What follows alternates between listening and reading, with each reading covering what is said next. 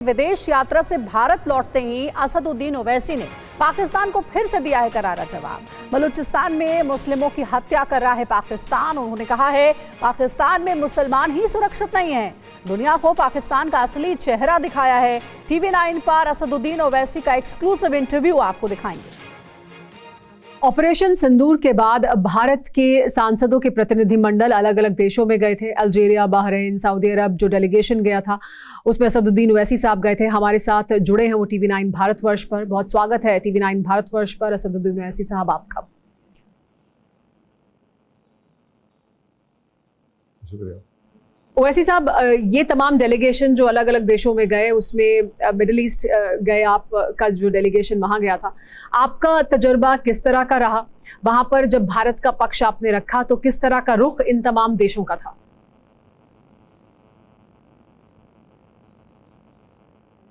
नहीं, इन देशों का रुख अच्छा रहा। हमने अपनी कोशिश की, अपनी बात को सामने रखा। हमको बताया कि भारत एक विक्टिम रहा है आतंकवाद का, दहशतगर्दी का, और हमने उनको ये भी बताया कि पहलगाम का जो वाक़या हुआ जिसमें TRF ऑर्गेनाइजेशन ने ये आतंकवाद का हमला किया, उसके बारे में भारत ने यूनाइटेड नेशन सिक्योरिटी काउंसिल के 1262 सैंक्शन कमेटी के सामने दिसंबर 2023 और मई 24 दो मरतबा हमने इसके बारे में कहा कि ये LET टेररिस्ट ऑर्गेनाइजेशन का एक नया नाम है। और फिर हमले के बाद जो ईमेल्स रिस्पॉन्सिबिलिटी क्लेम किए, हमने बताया कि 2 ईमेल्स तो पाकिस्तान के मिलिट्री कंटोनमेंट बोर्ड के करीब से किए गए जी। और फिर हमने ये बताया कि हमारे पास फेशियल रिकग्निशन टेक्नोलॉजी के ज़रिए मालूम हुआ है जो वहाँ पर आई विटनेस थे पहलगाम के, उन्होंने जो डिस्क्रिप्शन दिया वो मैच करता है उन टेररिस्ट से जो हमारे एक टनल में इंजीनियर्स की हत्या की थी। और ये सब चीज़ें हमने उनके सामने रखी। बाज़ ने कहा कि आप बात क्यों नहीं करते पाकिस्तान से, तो हमारे डेलीगेशन ने उनसे कहा कि हमने बातचीत की 26/11 के बाद, उसका कोई हल नहीं निकला। हमने एविडेंस दिया, DNA सैंपल्स दिए, ऑडियो रिकॉर्डिंग्स दिए, जो पाकिस्तान के टेरर ऑर्गेनाइजेशंस बैठकर मुंबई की होटलों में जो आतंकवादी थे, दहशतगर्द थे, उनको डायरेक्शंस दे रहे थे। पठानकोट में गलत नरेंद्र मोदी की हुकूमत ने गलत फैसला लेकर ISI को दावत दी, उसका कोई नतीजा नहीं निकला। तो ये सब चीज़ें हैं। और ये चारों कंट्रीज़ का जो सिलेक्शन हमारी सरकार ने किया जी। वो बड़ा इम्पोर्टेंट था, क्योंकि ये चारों countries middle east, north Africa के FATF के पार्ट हैं। और माजी में पास में उन्होंने पाकिस्तान के FATF इंक्लूजन का ऑब्जेक्शन नहीं किया था। और अल्जीरिया तो 1995 से लेकर मिड 2005 तक, जिसको लोग ब्लैक डिकेड कहते हैं, वो विक्टिम रहा है आतंकवाद का। करीब 50,000 अल्जीरियंस उसमें मारे गए थे। सऊदी अरब को हम लोग गए, वहाँ पर हमने बताया कि सऊदी उलेमाओं ने 2010 या 2013 में दहशतगर्दी के खिलाफ एक फतवा दिया था जी। और उस फतवे की खासियत ये थी कि उन्होंने उसमें कहा था कि जो फाइनेंसिंग भी करते हैं वो भी दहशतगर्दी में इन्वॉल्व हैं, कॉम्प्लिसिट हैं। तो ऑल इन ऑल मैं कहूँगा कि जय पांडा ने इस डेलीगेशन को लीड किया, बड़े अच्छी तरीके से लीड किया। हम तमाम ने अपनी अपनी बात को उनके कंट्रीज़ के जो जिम्मेदारों से जी। हमारी मुलाकात हुई तो हमने अपनी बात को रखा है। ओवैसी साहब, ये जो देश हैं, जैसे आपने भी बताया कि अहम है FATF के लिहाज से भी, लेकिन इन देशों में एक और ख़ास बात है, सऊदी अरब हो या कुवैत हो, बहरीन हो, कि मुस्लिम डोमिनेटेड मुस्लिम कंट्रीज़ हैं। और पाकिस्तान एक नैरेटिव बार बार इस्तेमाल करता है, जो जब पहलगाम का हमला हुआ उससे पहले आसिम मुनीर ने तुलना की थी हिंदू मुसलमान की, कैसे अलग हैं, धर्म के आधार पर वो कैसे बार बार बांटने की कोशिश करते हैं या उसका इस्तेमाल करते हैं अपने फ़ायदे के लिए, अपने मफाद के लिए। यहाँ जब आप गए तो किस तरह का पहलू वहां आपको दिखाई दिया? क्योंकि पाकिस्तान ये दरअसल बार बार कोशिश करता है कि उसे इस तरह के और इन तमाम देशों से समर्थन मिले। तो क्या वहां ये रियलाइजेशन है कि पाकिस्तान जो कर रहा है वो किस तरह का आतंकवाद है जो भारत में वो फैला रहा है, और उसके खिलाफ जो पक्ष है उसको समझ रहे हैं क्या वो लोग? पहले तो हमने उनको बताया कि पाकिस्तान ये जो झूठ बोलता है कि मुस्लिम कंट्री है, भारत में 240 मिलियन मुसलमान रहते हैं।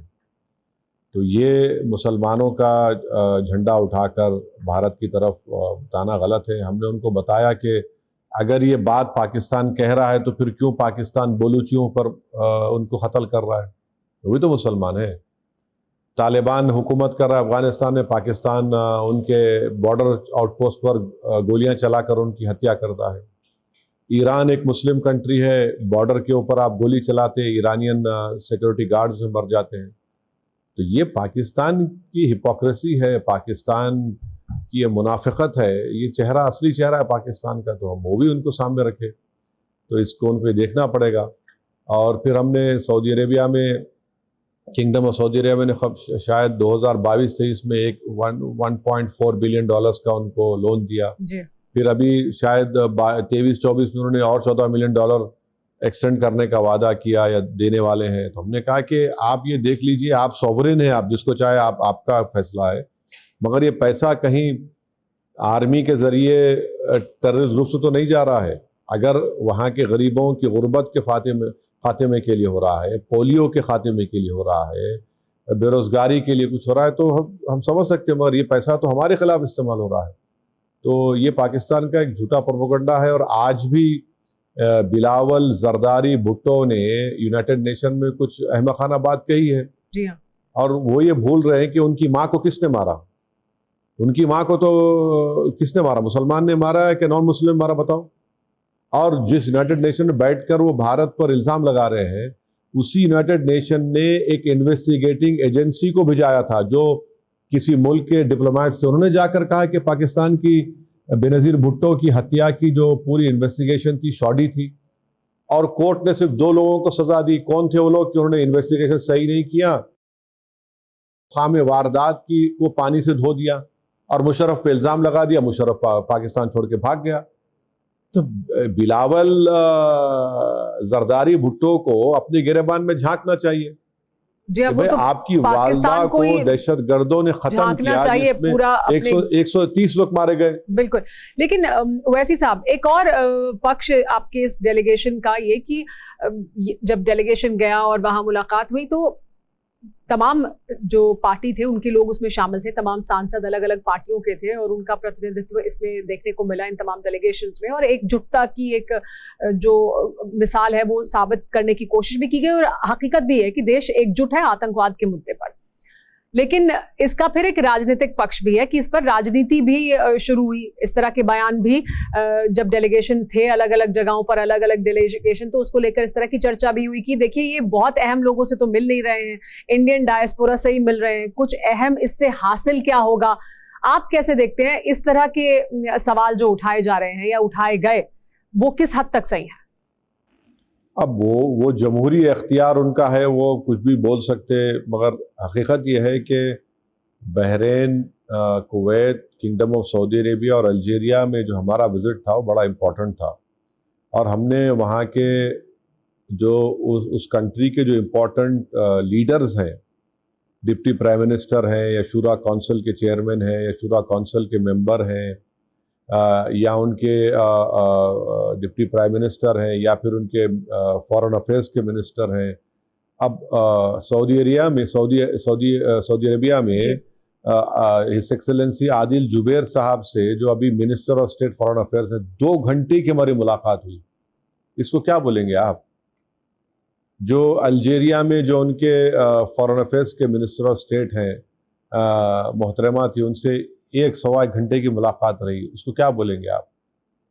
जो अल्जीरिया की जो पार्लियामेंट की जो पावरफुल स्टैंडिंग कमेटी के चेयरमैन हैं, उनसे हमारी मुलाकात रही। वो इतना इम्प्रेस हुए हमारे से कि उन्होंने कहा कि नहीं, रात में मेरे साथ आप लोग खाना खाइए। फिर वहाँ पर हमारी 1 घंटा 1.25 घंटे मुलाकात चली। कुवैत में वहाँ पर बहरीन में हुई।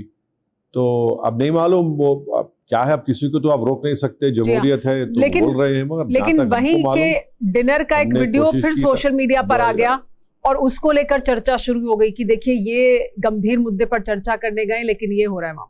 उसको कैसे देखते हैं?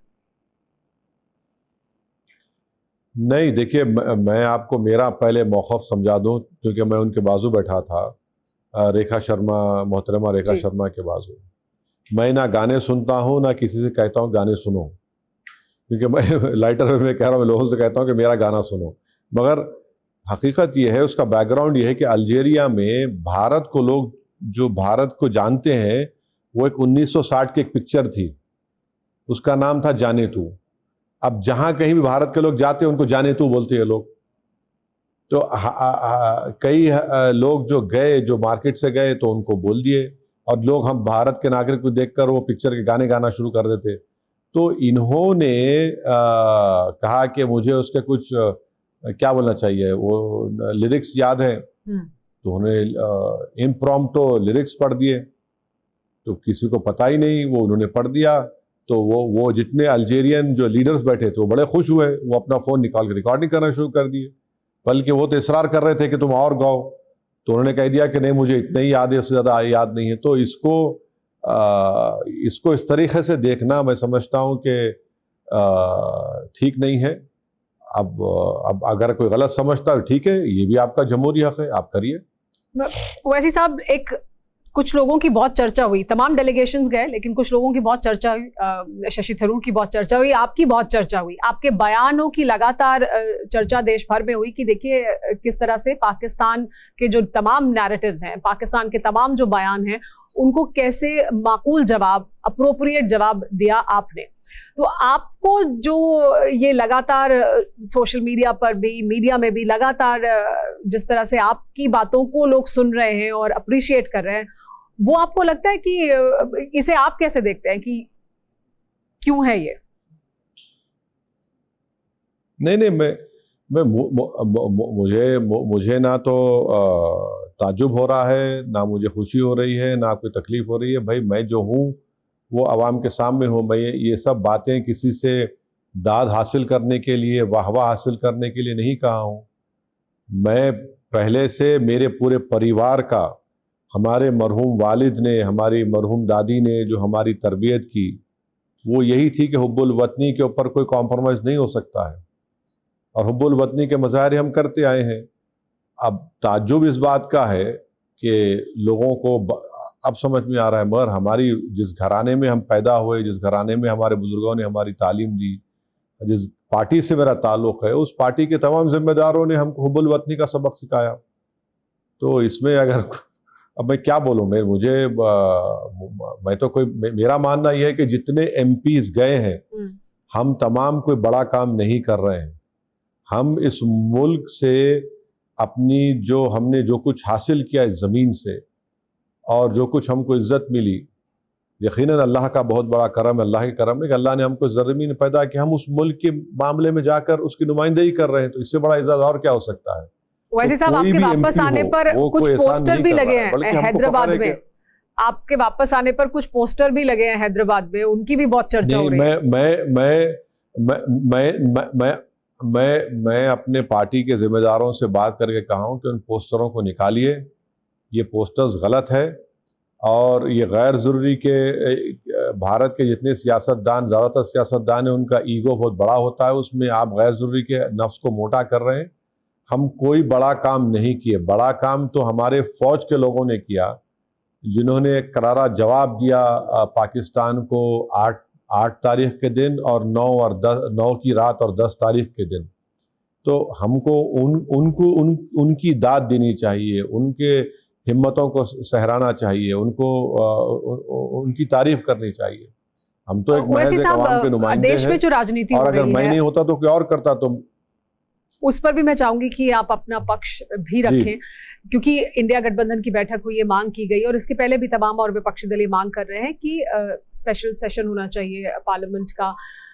क्या आप उस पर कहते हैं सर्वदलीय बैठक होनी चाहिए, और वहां पर बहुत से सवाल हैं जो बार बार पूछे जा रहे हैं, उनके जवाब देने चाहिए?